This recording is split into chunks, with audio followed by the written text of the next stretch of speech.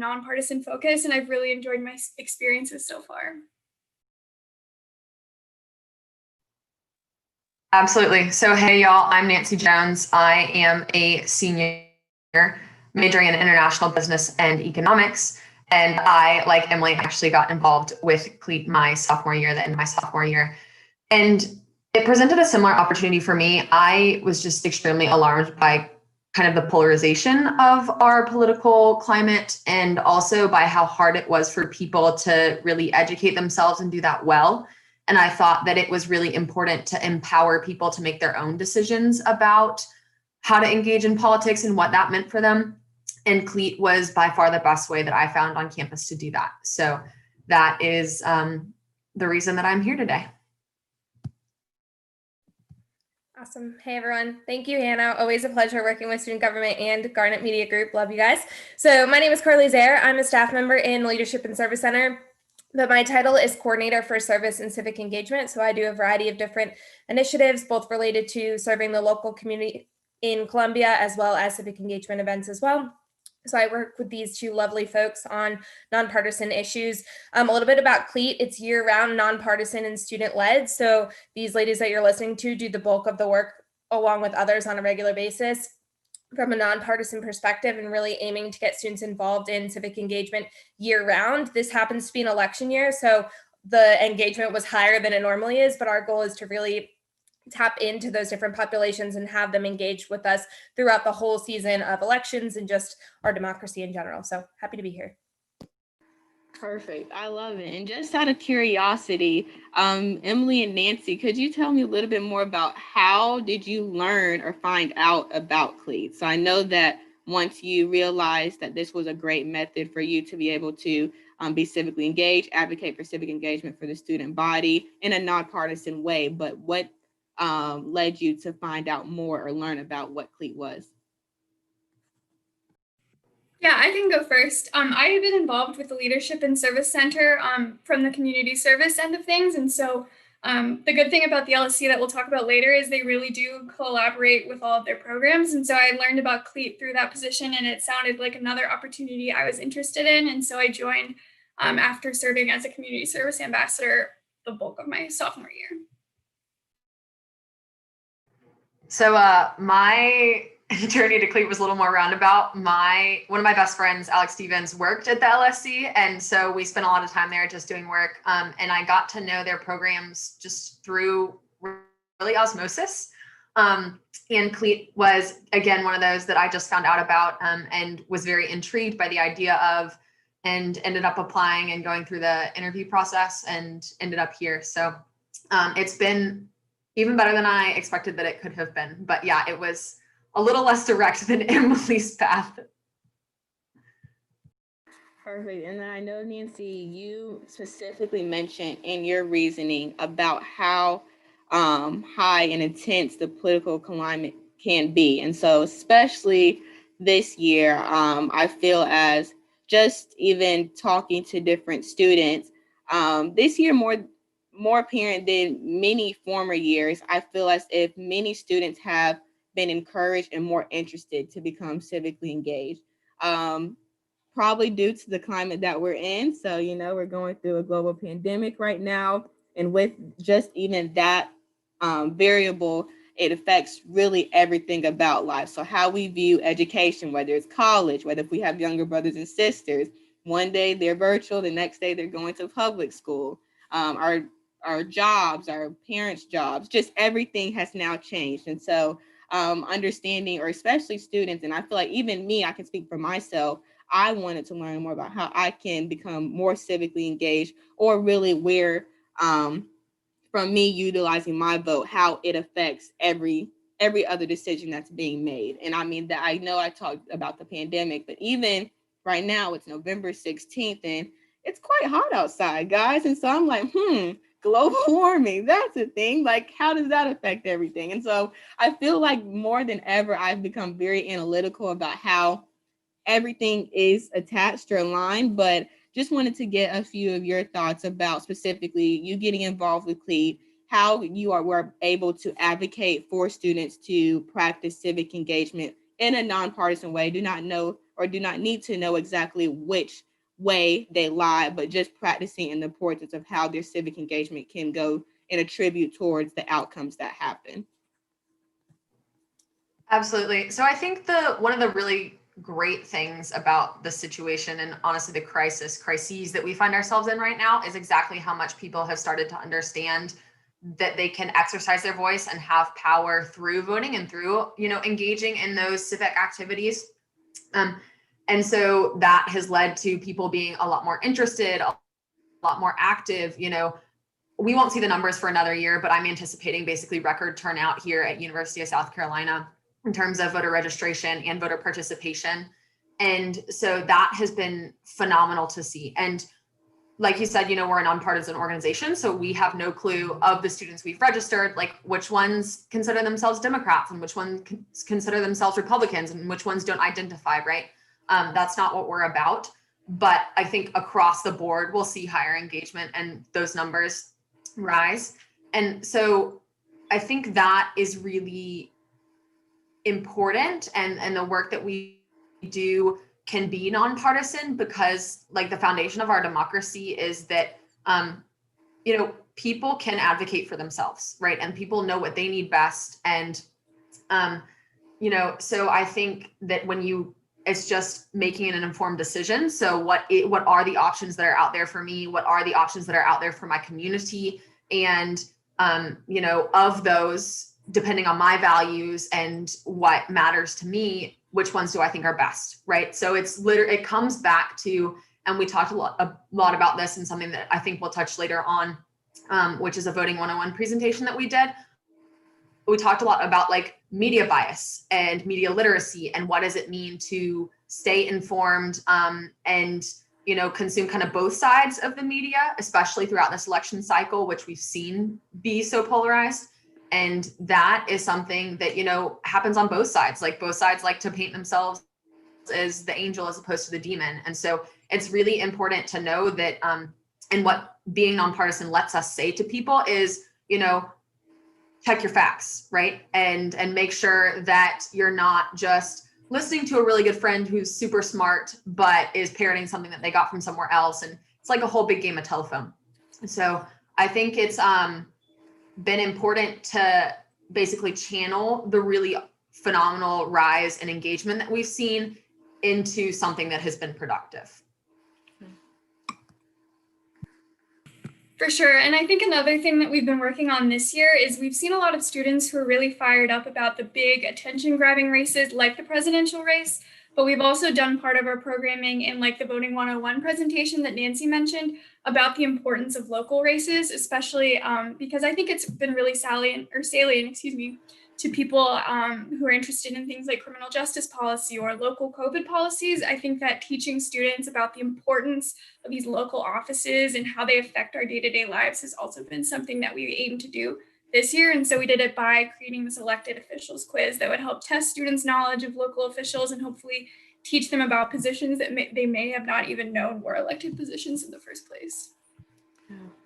I love that. And overall, and I know we're kind of coming to a closing with this election season, but just now I feel like the big topic at hand is, since we've done, and you guys specifically have done such an amazing job with getting specifically our student body engaged, more aware about how important it is to be civically engaged, now understanding the importance of what's next. And so I feel like we can't now just rely, I voted, that's it, it's over. Like there's still work to be done. They have now, whoever is in position now, they have to fulfill the promises that they've made. And then also, what are we going to do to keep them on their toes? But also as individuals, how can we contribute more than just one day for many students that think every 4 years, really there's elections every year, but just one day out of the year voting, and then that's all that they can do, or that's all that they can be done. And so do you guys have anything as far as how can students change their mindset and perspective to get a more diverse mindset about what civic engagement entails? Absolutely. So I think, one of the things that we see is that, students, when they engage in civic activities, they start to understand that, they can have power through voting and through, engaging in those civic activities. And so that has led to people being a lot more active, a lot more engaged, and I think just riffing off of what Emily said, the local elections are a starting point for that, right? Because they, happen every so often, but on a much more frequent basis than presidential elections, Senate, House of Representatives. And so getting people engaged with and educated about who are running in those races when they happen, getting them to go vote, is part of just that reoccurring kind of engagement on a civic level.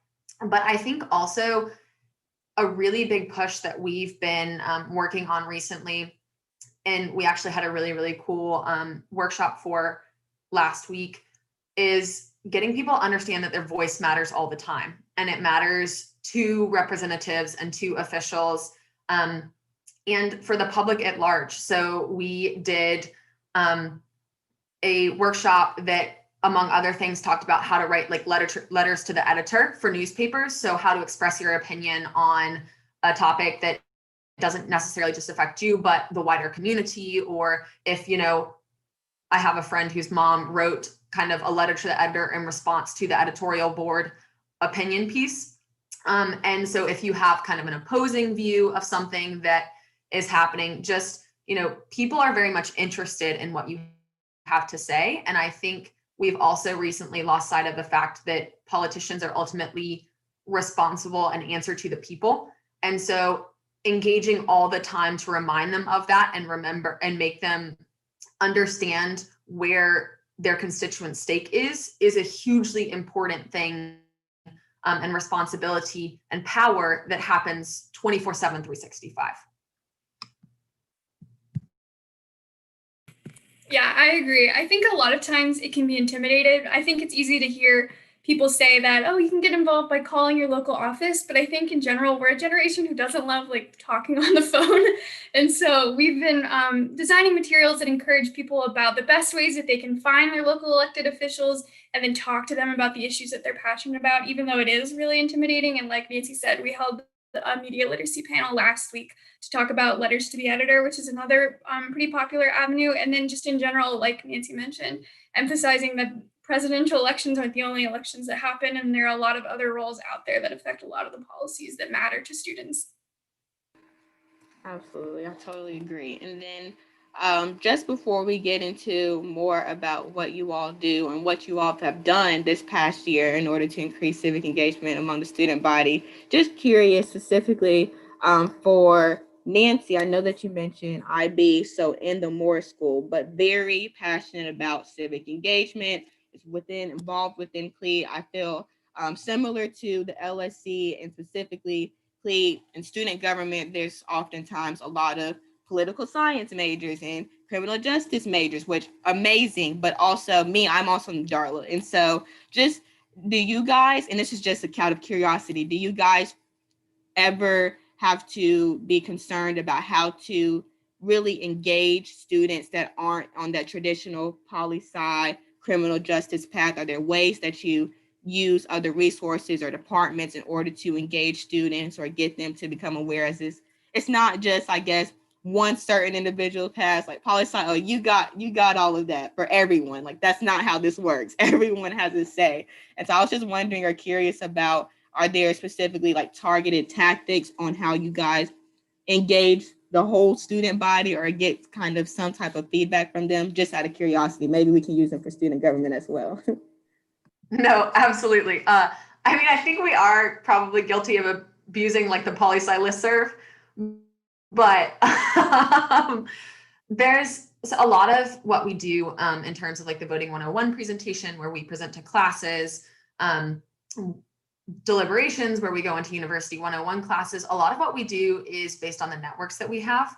And so I think it's actually really, really important that we have that diversity of majors within Cleat so that we are able to reach the whole student body, right? Because I am, I have those contacts in the business school where Emily does not, and she has the contacts in the poli-sci department where I don't, right? But I think some of the methods that we use to really get our information out to the entire student body are the email chains, right? Like you have the honors one, you have the National Fellowships and Scholar Programs one, you have the one that goes out to the whole student body. I was featured on that one to highlight the fact that students could take the entirety of election day to go vote when they did their specific email on, the importance of voting couple weeks ago. Gosh, that seems like so much longer ago now.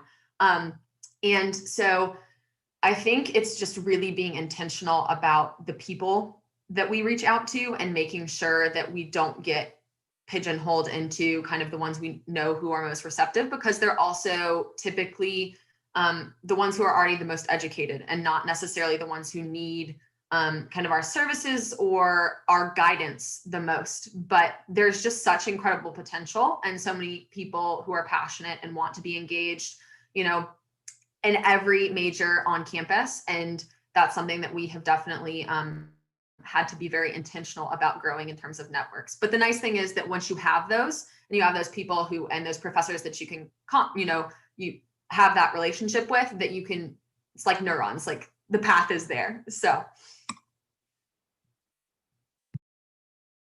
Yeah, I don't know how much I can answer coming from a poli-sci background, but just from my experience doing things like tabling and talking to students that come from a variety of majors, I think that a really helpful tool to get people to realize the importance of civic engagement is to figure out what issues specifically they care about, because no matter what major someone is, they have some issue they care about that's affected by government, and then just demonstrating to them, obviously in a nonpartisan way, how local, federal, state level officials all have an impact on the area that they're passionate about, that they want to work in, and helping them realize the connection between what they do and what we do, because that connection is always there. It's just a matter of helping them realize it. Perfect. And so now I just want to first give a shout. I know that you guys mentioned a little bit like drops and tidbits of voting 101 presentations, but that's just like surface level of all that you guys have been able to do. So we can start with one. I know 1801 challenge, student government was heavily involved with, but if one of you guys could just explain that initiative, exactly all that went in it, especially during a pandemic, trying to get students to understand the importance of voting and registering. And I believe this year, more than any other year, probably the most difficult to navigate and explain how to register, how to get your ballot in, so on and so forth. And so if you guys could just explain the 1801 challenge. Yeah, so it's appropriately named for this podcast, but we started this year the 1801 challenge, which was just our initiative to register 1,801 students by October 31st through our TurboVote link, which is the website that we use to register new voters and to track how many that register. I think Carly might have better numbers specifically on the amount of students that we registered than I would. But like you mentioned, it definitely was a challenge, because in past years, in like the 2018 midterms, a lot of our engagement strategies involved talking to people in person, tabling on Green Street, handing things out. And so this year we definitely had to adapt. I'm sure you guys have noticed if you use Garnet Gate, but we have what we call our passive link that encourages people to remind to vote. And then we did do some tabling this week for National Voter Registration Day and National Voter Education Week, using socially distanced measures and QR codes that people could use digitally rather than anything that would involve breaking safety guidelines. Yeah, so I think our numbers ended up being a little bit under 1801 in terms of what we got from our TurboVote link, but I'm super confident in saying that more U of SC students registered this year than just that number. That was just who specifically tapped into our QR codes and student government's work and stuff like that. But we know that there's a variety of different student organizations on campus that use their national codes or are just filling it out on paper and delivering it in person. So like Nancy said, unfortunately, it takes a year to get our actual data back in terms of how many U of SC students were registered and how many showed up to the polls. But we'll have that information next year, but I'm confident in saying it was much higher than that in general. In addition to what some of the things Emily mentioned, we did the typical like presenting to student organizations that student government is very well aware of with elections and stuff like that, but mostly in a Zoom platform method. So we'd pop on to Zoom for the first couple of minutes of a student organization meeting and give our pitch, and just really tried to meet the students where they were at in terms of what platforms are you on? We know we're in a virtual world, and just trying to tap into people that way and get our message across. So I definitely think we did the best we absolutely could given all the circumstances this year.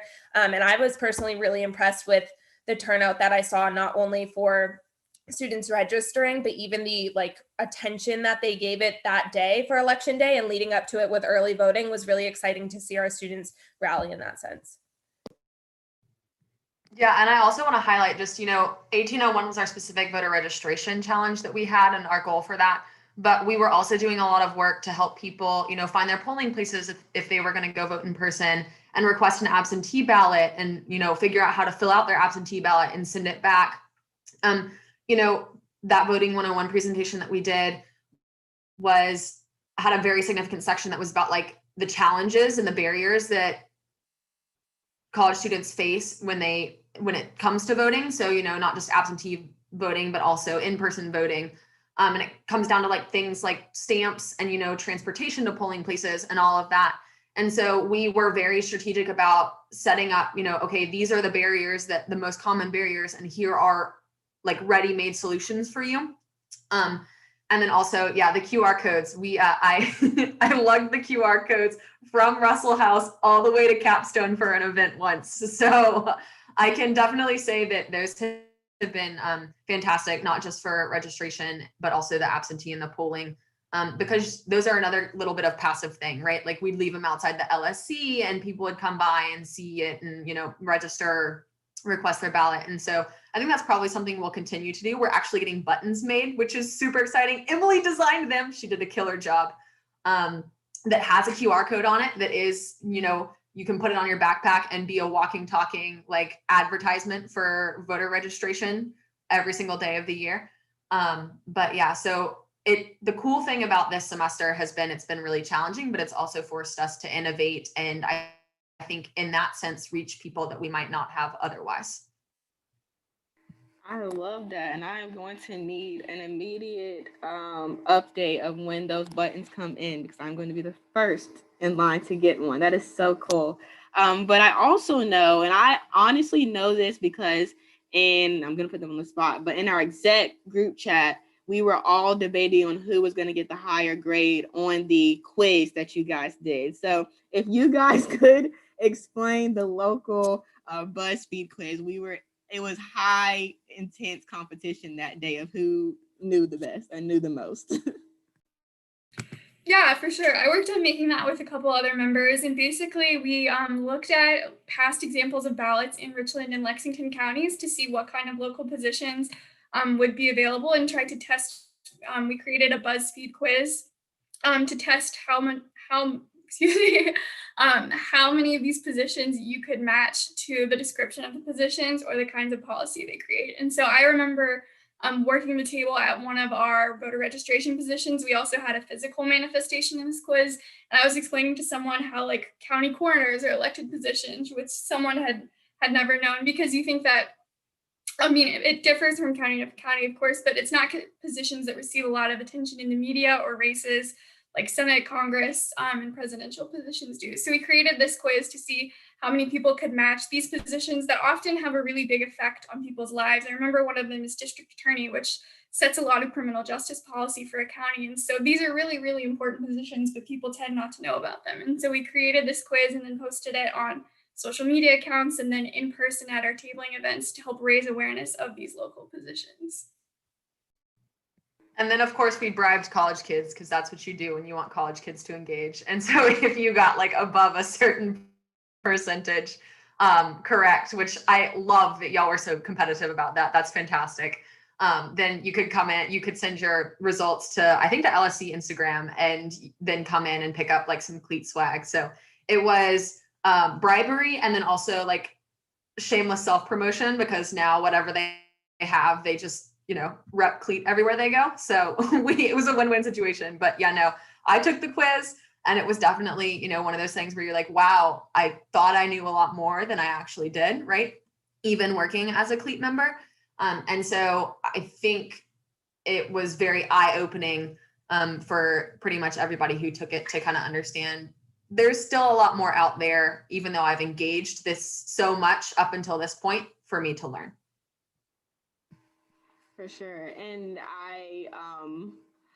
I just wanted to ask about, and I don't know if you all know, but just the history of Cleat and the initiatives that you guys have tried in the past, thinking forward about like how to move forward. I know you're talking about the buttons, but are there any initiatives that you guys are excited about, whether it's bringing them back or because of this year? wanting to create new ones? Is there any ideas in the works that you guys have for future initiatives? Yeah, I can start off. I know, especially this fall semester, a lot of the time surrounding election, most of our programming tends to be focused on voter registration and engagement specifically. But my favorite part of what we do as an organization are deliberative discussions where we go to classrooms and break down a controversial political issue in a way that reflects deliberative democracy, which is a specific type of discussions that focuses more on what people have in common and our values and how those apply to issues. And so I've had a really good experience leading these deliberative discussions in like U101 classes about topics like free speech on college campuses, and I'm excited to do more of them in the spring. Absolutely. No, I completely agree with Emily. I think there's so much value in the deliberations that we do, and I'm very, very excited to continue those. Spring does give us a little bit of a breath of fresh air in terms of being able to branch out. One thing that we did last year was basically a speaker series on diversity in politics and focus specifically on, women in politics and minorities in politics and what are the barriers to that, and why do we not have more diverse representation? How do we fix that? What does that look like? And so that's something that I'm really interested in seeing us continue to engage with, whether that's bringing more speakers to campus. We've also screened movies before, and to just kind of engage people in discussion around the topic and awareness of the topic. And so I think that is probably also going to be on the table for the spring. In definitely some shape, form, or fashion. And And that brings me into just initiatives in its entirety. I know that a lot of initiatives come out of Cleat, but also Cleat is under the Leadership and Service Center. And so you do not have to get every opportunity from Cleat, but there's also so many more opportunities for students to get involved, whether it's through community service or just any other initiative. So can you all share a little bit about what the Leadership and Service Center has to offer, upcoming opportunities for students, and how they can get involved in the local community now? Yeah, I can go. I think this is also a really good way for people to get involved in politics in a specific way if they have a specific issue they're interested in. So, like I mentioned at the top of the episode, I actually got involved with Cleat after serving as a community service ambassador with the LSC. And so I definitely have a community service focus. And I think that the LSC and the Department of Student Life has a lot of resources to direct students who are interested in community service to organizations in Columbia that they can work with. And so specifically, as always, there's a shout out to Garnet Gate. There's tons of opportunities there. And then I think, Carly, I might be wrong on this, but also they released a community partner map this year of community service organizations that have worked with the university before that students can connect with in the future. And I would really recommend that to any student who's looking for community service opportunities, whether they need service hours or they're looking for a way to get involved with a specific area of interest. Yeah, I think Emily has a great point. You can get really, really involved in service through organizations specifically on campus, or you can, use the tools that you have on campus to get involved with organizations that are bigger than campus and bigger than, maybe even Columbia, But so in terms of specific service things, I know that LSC has alternative breaks, service Saturdays, the specific MLK Day of Service. There's the big event in the spring, which is basically, I think, like a service Saturday on steroids. Carly, is that right? Okay, sweet. And I specifically, so I serve double duty.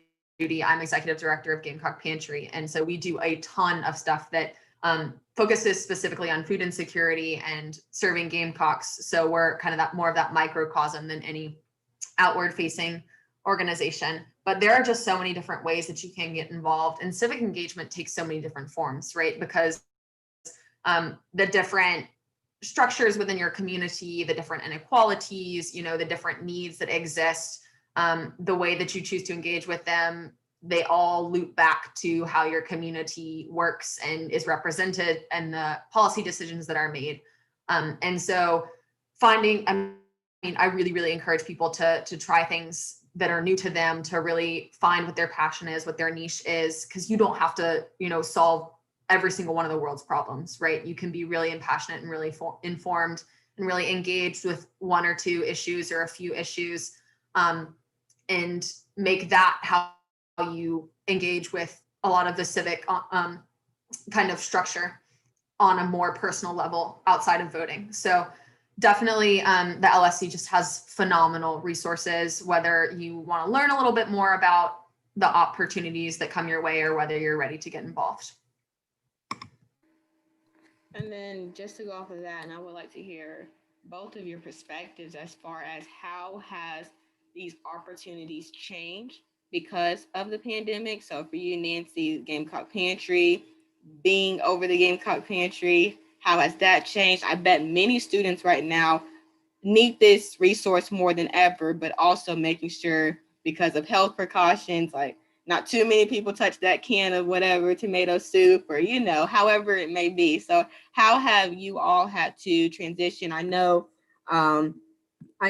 that, Emily, you were talking about you being a Service Saturday leader or a community service leader at one point. So how just has all of that changed during the pandemic? And do you all still believe, surely you do, but that there are still ways to serve, to give back, no matter the circumstances that we are facing right now? Yeah, it's really tricky because I feel like community service is needed more than ever right now because of the economic consequences of the pandemic, et cetera. But it's also harder to serve just because of the safety requirements and the number of people that are required. And so I think that Service Saturday and the way the LSC has been leading that has been really instructive about how you can safely serve even in groups. So my community service organization participated just this weekend in the Saluda Riverfront Park, and the LSC does a really great job of making sure that you're with a socially distanced group. Everyone is wearing masks. The people who are leading the site have instructions about how to maintain university policy. And so I think that that's definitely an example of a university sponsored service event that you can serve with a small group of people in an organization or even just your friends, and help the community in a way that also is working with the university. And I'm sure Nancy can talk more about the Gamecock Pantry specifically. No, absolutely. I think that one thing that it's important to remember is that it's not just the logistics of all of these things that have changed, it's that management and everything that goes on behind the scenes, right? Like all four of us are sitting here tonight and we're doing this podcast over Zoom. We are not in a room together. And any of the meetings that we have for Cleat, any of the meetings that I run for Gamecock Pantry, you know, we're not actually in a room together. I actually met one of my exec members last Friday for the first time in person. And I've seen him every single week, like, you know, 8 a.m. sharp on Fridays, and was kind of shook by the fact that we had just met face to face last week for the first time. So, but in terms of running Gamecock Pantry specifically, it's been a real balancing act to try and figure out, okay, obviously safety of our clients, safety of our volunteers comes first, but how do we still stay true to our mission, and what does our mission look like given these constraints? So Gamecock Pantry specifically is in a tiny physical space down in McBride Quadrangle A. And that means that, you know, we've had to limit the amount of people who can come in to just 2 people at a time and have only 1 volunteer there at a time. And so that obviously doesn't go or lend itself well to serving the increased number of students, faculty, and staff who require our services during this pandemic. And so we've literally completely changed our model and now have pickup sites as in addition to the physical pantry itself at Darla Moore, at Methodist Student Network, and at the Center for Health and Wellbeing.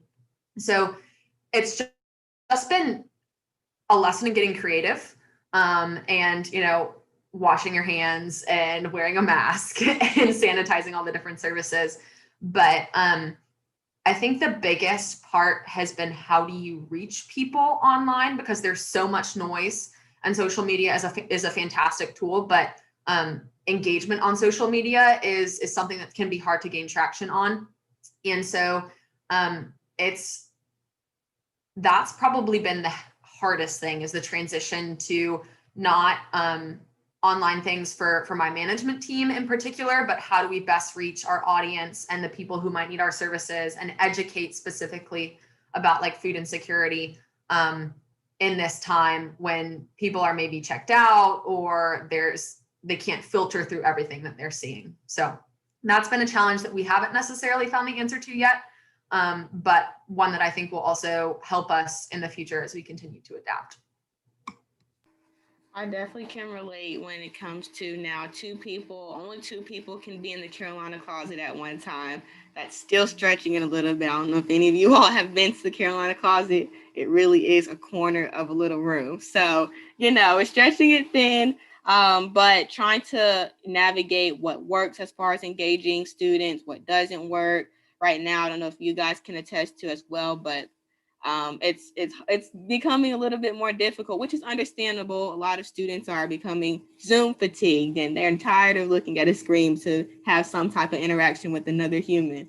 And so just trying to navigate that has also been the $1 million question for me and other student leaders as well. And I know that you guys both mentioned just aspects of how you've had to be creative during this time, things that you're still trying to figure out, but overall just wanting to learn a little bit more about how you feel you have grown and developed as a leader, especially during this time. I know, like, if you're anything like me, you do have days you come home and you're like, oh my goodness, like, I got through today, but like, there's a lot more days that are after this, like, and you got to keep going. And so, but also you have those epiphany moments where you sit down and it's like, I'm still making it, like I'm here and I've learned, and stuff might not have went the way that I thought it was going to go, but I'm okay. It worked out. And now I know that I can use this platform that I never heard of 6 months ago and, still have the same outcome. And so just wanting to learn a little bit more about your testimonies and how you have grown as leaders, the good, bad, and ugly, but still how you strive to take these opportunities and use them for even your careers in like the paths and trajectories that you're planning to go on even after college. Yeah, for sure. I think something that's on everyone's mind this semester, first and foremost, is prioritizing mental health, just as students and student leaders. And so I wanted to give a quick shout out to the student health services and the offerings that they have this semester for students who are facing the mental repercussions of quarantine and an unusual semester.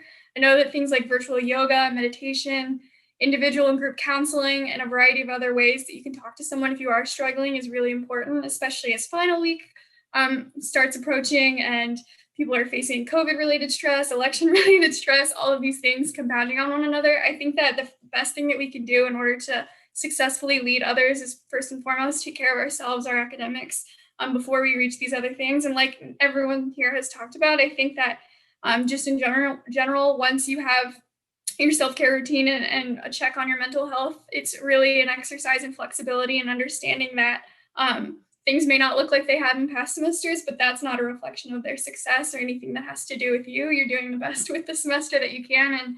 And as a leader, you should empower other people to feel that same way within your organization. So as a leader of a community service organization, similarly, our semester has been really different. We haven't really been able to do the kinds of in-person events that we used to. For example, we used to do a lot of like food packing events where we'd meet with a large group of people and pack meals to send to other countries. And so obviously we can't do that kind of thing now. And it's just a matter of reacting to the circumstances that we are in and making sure that we don't feel like we're doing nothing just because what we're doing looks different than it has in past semesters.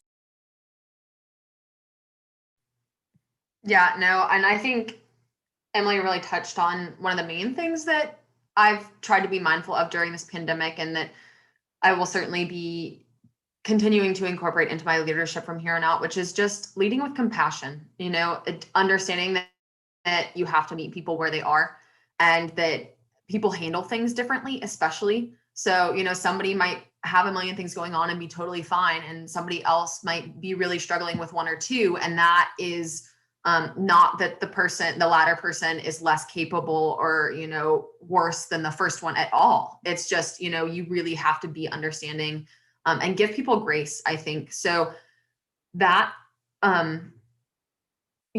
ties into a lot of the flexibility and the creativity. And I think also the biggest lesson for me has been how explicit communication has to be when you're suddenly completely virtual,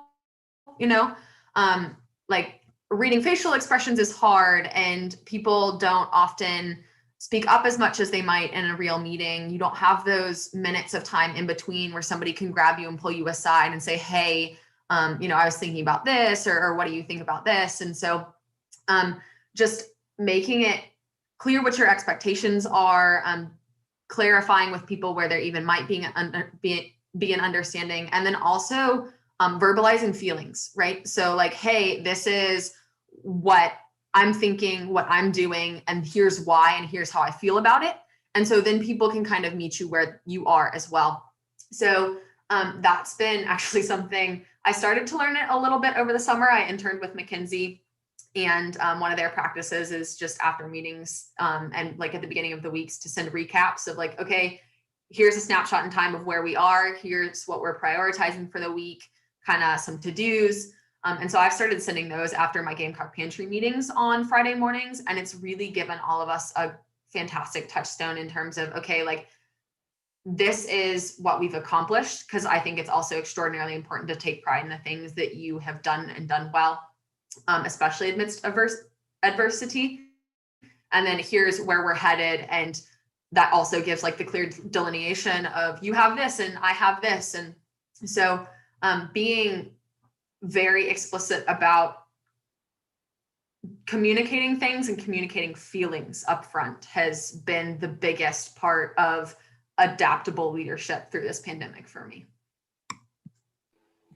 And to that point, both of you guys' points about like just well-being, everyone has a different meter as far as what they can handle right now. And also another thing that I've learned is even as a leader, just being empathetic of others. And so even on the surface, I've never seen it more than now. As far as on the surface, we all know that we're going through things. Like it's clear, like a pandemic is you're going through things, but that's just surface level. Like you can already assume right now it's not at 100% because, of a pandemic. We're just trying to figure out how to live during this time. But then adding on top of who knows like what you're going through. I know I talk to my staff, and of course you have the pep talks and the kumbayas, but at the end of the day, like I will never know exactly all that each of my staff members have to go through on top of dealing with all of this uncertainty. So making sure that I check in on them with small texts, making sure that they're appreciated, and just making sure that they know that I'm there as a friend. But specifically to resources, I'll do a shameless plug for one that student government just did, Listeners on Call. And so that's an app that students can download now, and they can simply download and in minutes be on a call with an individual and just talk about anything and everything that's on their mind. And it's individuals on the other side of the call that are trained to be basically professional listeners. And so I'm excited to use it. I've downloaded the app, but I haven't used my call yet. But I'm very, very excited to just, I know oftentimes you just want someone to listen. You're not looking for a solution. Maybe there's not a solution at the time, but you just want someone to be there to listen. And so that is an initiative and an app that just was launched this past week, but also a resource that comes out of the Health Service Center is basically the mindfulness training. So now they're virtual. I used to do them, believe it or not, last year before COVID. And so I would actually go into the room, it's called The Space, and get my yoga mat set up in between class. Like that was my time. The dog would come in, I'll pet the dog, and then be ready, be zen before I go to class. But now, of course, you can still go to the space, but they don't do the actual classes in that space in order to make them more accessible to all students. And so I tune in virtually and do a quick, it's 20 minutes tops, but it just reminds you to breathe, calm down, and just relax your mind before you take on the day. And so they have them all throughout the day. And I sometimes will just hop on and utilize those. But I don't know if any of you guys have used one of the resources that are provided by the university.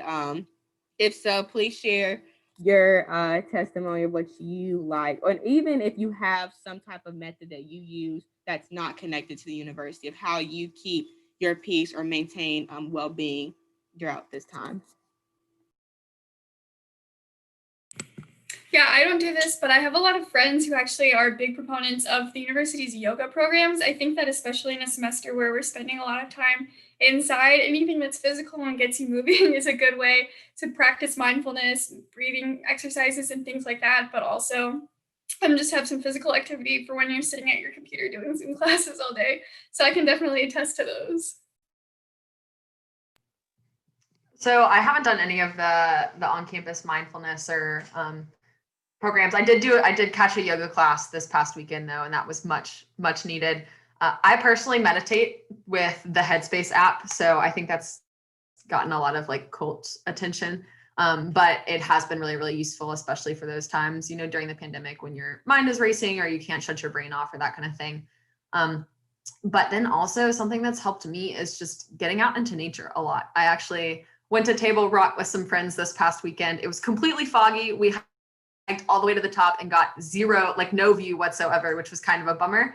But it was just honestly lovely to be out in the middle of the fall and away from campus. I think sometimes campus can feel like a little bit of a bubble. And so even, driving to the river walk and taking a walk is something that can be very helpful and can increase, that groundedness and that resiliency in a time when it feels like we can't shake that stress. And I know for all of your initiatives and everything in order to engage students, you've had to do a lot of collaboration. So collaborations among student organizations and even among departments and offices. And so are there any offices that you would like to specifically shout out as far as being able to collaborate them during this time, any initiatives that they're planning for the future, or even just giving a shout out of thanks of I'm really enjoying to collaborate with them over the past semester? I'll shout out one from a staff and faculty level that I think was a lot more behind the scenes than people know about. But right around election time, when we were anticipating results, a lot of departments and units across the university came together to kind of band behind students and say, how can we support them regardless of their affiliation? And how can we provide some resources? What's the main focus we want here? We kind of all leaned on resiliency as the primary thing we wanted them to focus on through this time. And I think a lot of that came from, like you all have mentioned, the compassion fatigue we have seen at like much higher rates. We see it every semester with our really engaged students and student leaders like yourselves. But in general, like Hannah was saying, our baseline is just not great right now. So when you add on like the change of the weather and election results that we're still possibly waiting for and all this different stress on top of that, we really kind of pulled out resiliency and mental health as an area that we wanted to support students and highlight that. And so that was an informal committee, so to speak, from Student Health Services, some people in housing, Office of Multicultural Student Affairs, Student Government, Leadership and Service Center, and I'm sure I'm missing a couple, but it was really nice to see faculty and staff just kind of band together from all across the university and be like, how holistically can we support students through this process? And so I really wanted to highlight and kind of thank everyone who's a part of that. There are still some resources that are up. We released a whole list of how to be resilient during this time. That's on the Leadership and Service Center website. And a lot of what Emily and Nancy have kind of plugged so far, from like the BuzzFeed quiz to all the LSE programs, all of that is on there as well. So that's kind of a good go-to if you would like to see anything that we've talked about so far today. So I have one shout out. It is not something that Cleat has, or an organization that Cleat has collaborated with, but I must say I have to rep Gamecock Pantry. This week is National Hunger and Homelessness Awareness Week. And so we're doing a lot of programming to educate people about what food insecurity looks like, specifically on a college campus, specifically within Columbia.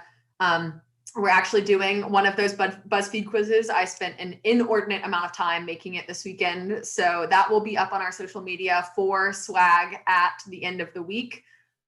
So definitely participate, share that on your social media, and follow Gamecock Pantry. But yeah, it's just, if we think about our own baselines and where we are right now, to think about people who are facing food insecurity, who are facing, housing insecurity on top of everything, it's just really important to be aware and to tie that back into the ways that you engage in your community. So engage with Hunger and Homelessness Awareness Week this week, you guys. Best believe I'm going to take that quiz, and I'm going to send you guys like the competition text throughout. And so I'm I'm pretty sure I'm going to end up on top, but I'll make sure that you guys get those results. But I don't doubt it, Hannah.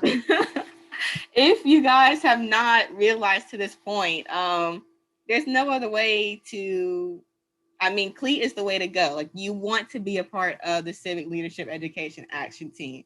And so to my fellow friends and guests that are on this podcast, how can students get involved and even become a part of the Cleat team?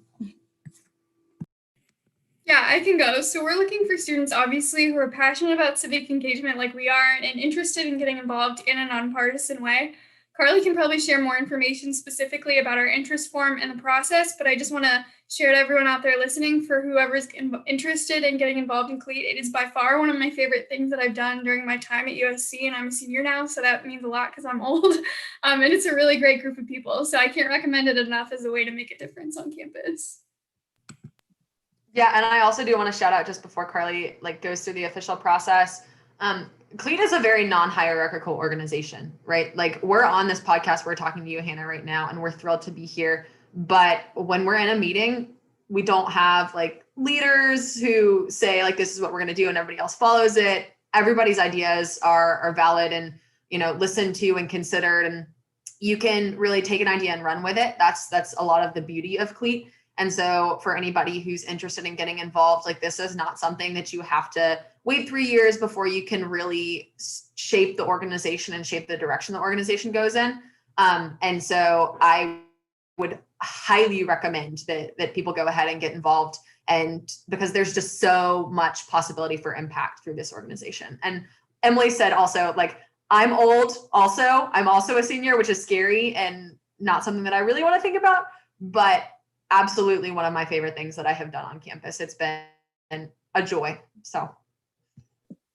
Yes, and since they're both old, I need some younger folks to come join us because they're all about to leave. We have a few younger ones right now, but we definitely need some more people to step in and learn from these two and our other seniors as they head out this spring semester. But very easy. I'm not even going to call it an application because we pretty much accept everyone who's interested in participating. But if you Google U of SC Civic Engagement, you'll get to the Leadership and Service Center page, and on there is our interest form that's linked there. You fill it out. It's 6 questions, I want to say. And then, you get in contact with us. There's also my contact information on there. So if you're interested in hearing more about it from a firsthand perspective, I can either talk to you or connect you to one of our current students who are involved. But very easy process, opens a lot of doors. Our students have networked with some awesome speakers, both at U of SC and in the larger public service context. So it has some personal benefit as well. So we definitely love to see some new faces around and help us with our programming. Perfect. So with that, I would just like to say thank you guys so much for collaborating with student government and being a part of this conversation.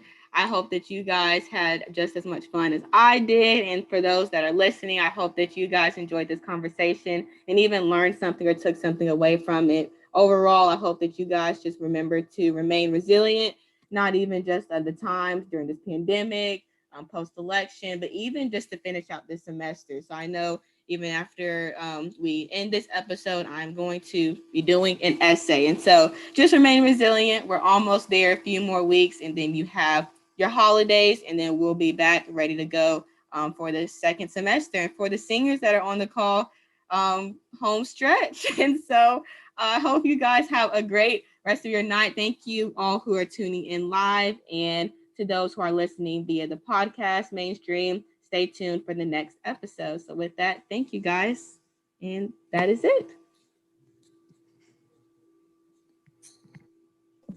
Thanks, Hannah.